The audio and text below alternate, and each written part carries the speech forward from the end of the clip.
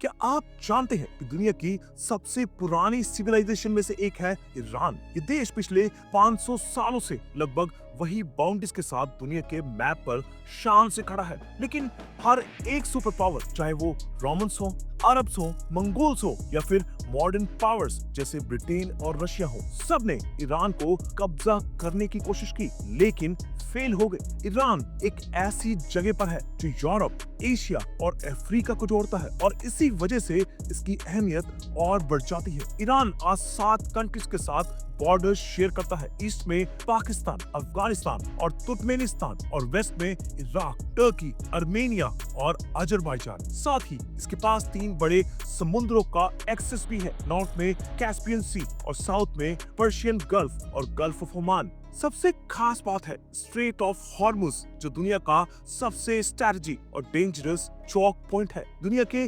20% oil और gas की supply यहीं से होती है। आपको ये जानकर हैरानी होगी कि 1970 के बाद स्टेट ऑफ हॉर्मुज के आसपास के आइलैंड्स पर ईरान का कंट्रोल है, जो पहले यूएई के पास थे।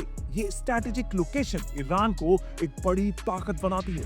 लेकिन सवाल ये है कि जब इतनी बड़ी पावर्स ईरान पर कब्जा नहीं कर पाई तो इसका असली सीक्रेट क्या है? ईरान की नेचुरल जियोग्राफी इसका सबसे बड़ा शील्ड है। इसकी साउदर्न और वेस्टर्न साइड पर ज़ैग्रोस माउंटेन रेंज है, जो ईरान को एक नेचुरल डिफेंस देती है। ये माउंटेन्स इतने पिछले और टफ हैं कि 1980 में इराक, जो सब अरब कंट्रीज के सपोर्ट के साथ ईरान पर अटैक कर रहा था, 2 साल में सिर्फ खुजिस्तान तक ही पहुंच पाया। ज़ैग्रोस माउंटेन्स को क्रॉस करना इराक की आर्मीज के लिए ऑलमोस्ट इम्पॉसिबल हो गया और ईरान ने उन्हें पीछे धकेल दिया। नॉर्थ में एल्बोर्स माउंटेन रेंज ईरान को और भी ज्यादा नेचुरल प्रोटेक्शन देती है। ये दोनों माउंटेन रेंज सिर्फ सिक्योरिटी नहीं देती बल्कि खूब रिसोर्सेज भी देती हैं, जैसे यूरेनियम, सिल्वर, गोल्ड और जिंक।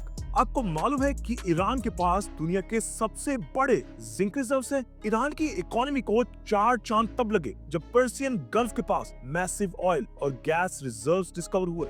आज दुनिया के 10% ऑयल और 15% नेचुरल गैस रिजर्व्स ईरान के पास है। एक और चीज जो ईरान को मजबूत बनाती है वो है उसकी 2500 किलोमीटर लंबी कोस्ट लाइन। बंदर अब्बास, जो ईरान का सबसे बड़ा सी पोर्ट है, स्ट्रेट ऑफ हॉर्मुज से सिर्फ 70 किलोमीटर दूर है। अगर ईरान चाहे तो अपनी नेवी के जरिए इस चौक पॉइंट को ब्लॉक करके पूरी दुनिया की इकोनॉमी को कोलैप्स कर सकता है। ईरान के अंदर घुसने की कोशिश करना भी किसी के लिए आसान नहीं है। दुनिया के सबसे गर्म रेगिस्तान दस्ते लक में 70 डिग्री सेल्सियस तक का टेम्परेचर रिकॉर्ड हो चुका है, जो इसे एक और फॉर्मिडेबल डिफेंस बनाता है। ईरान के पावरफुल होने का एक और रीजन है उसकी जियोपॉलिटिकल स्ट्रैटेजी। 1979 की ईरानियन रेवोल्यूशन के बाद सब कुछ बदल गया। इस रेवोल्यूशन ने ईरान को एक लिबरल नेशन से एक शिया डोमिनेटेड आइडियोलॉजिकल पावर हाउस में बदल दिया। ईरान के पास एक यूनिक प्रॉक्सी वॉरफेयर स्ट्रैटेजी है, जैसे कि लेबनान में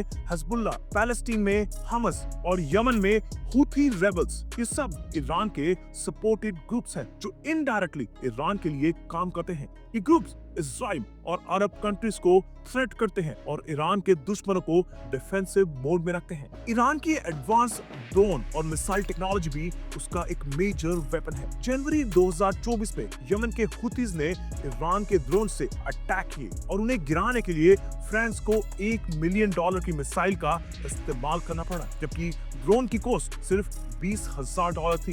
ईरान के ड्रोन सिर्फ कॉस्ट इफेक्टिव ही नहीं बल्कि काफी पावरफुल भी है। अमेरिकन रिपोर्ट्स के मुताबिक मिडिल ईस्ट में ईरान के पास सबसे एडवांस बैलिस्टिक मिसाइल्स हैं, 2000 किलोमीटर तक अपने टारगेट्स को हिट कर सकते हैं। ये सब कैपेबिलिटीज ईरान को और भी अनप्रेडिक्टेबल और डेंजरस बनाती हैं। ईरान की स्ट्रैटेजिक पोजीशन और रिसोर्सेज के बावजूद इस पर सैंक्शंस लगाए गए हैं, जिसकी इकोनॉमी को ऑफिशियली छोटा दिखाते हैं। लेकिन असली बात ये है कि ईरान अपने न्यूक्लियर प्रोग्राम, प्रॉक्सीज और मिसाइल टेक्नोलॉजी के जरिए हर बड़े पावर को एक अनसर्टेनिटी में रखता है। इस वजह से कोई भी वेस्टर्न कंट्री ईरान पर डायरेक्ट अटैक करने से कतराती है। आपको जानना जरूरी है कि दुनिया के 2 बड़े चौक पॉइंट्स, स्ट्रेट ऑफ हॉर्मुज और बब एल मंदेब, ईरान की रेंज में हैं। ये दोनों पॉइंट्स ईरान को एक बड़ा जियोपॉलिटिकल लेवरेज देते हैं। रशिया और चाइना भी ईरान को बैक कर रहे हैं, जो उसके स्ट्रैटेजिक पोजीशन को और मजबूत मजबूत करते हैं। लेकिन सवाल ये उठता है कि अगर कभी ईरान और इजराइल के बीच डायरेक्ट कॉन्फ्लिक्ट हुआ तो क्या ईरान सरवाइव कर पाएगा? ये सब देखना आने वाले वक्त पर डिपेंड करेगा। ईरान के आसपास की करंट सिचुएशंस और उसका जियोपॉलिटिक्स उसे एक अनप्रेडिक्टेबल और पावरफुल नेशन बनाते हैं। मिलते हैं अगली वीडियो में एक और मजेदार और शॉकिंग टॉपिक के साथ। तब तक के लिए अपना ख्याल रखें और कमेंट्स में अपने व्यूज जरूर शेयर करें।